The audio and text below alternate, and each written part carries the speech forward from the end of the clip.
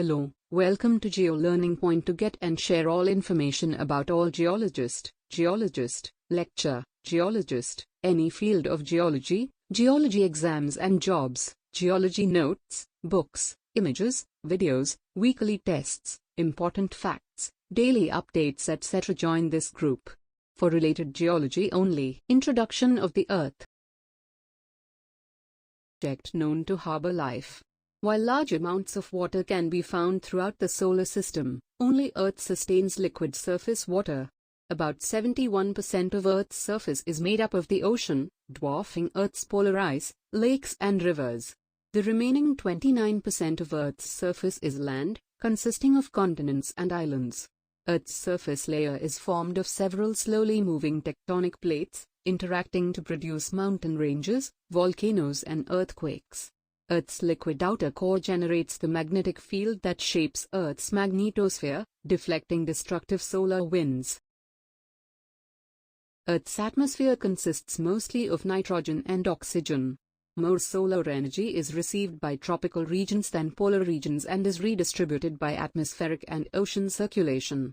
Water vapor is widely present in the atmosphere and forms clouds that cover most of the planet. Greenhouse gases in the atmosphere like carbon dioxide, CO2, trap a part of the energy from the sun close to the surface. A region's climate is governed by latitude, but also by elevation and proximity to moderating oceans.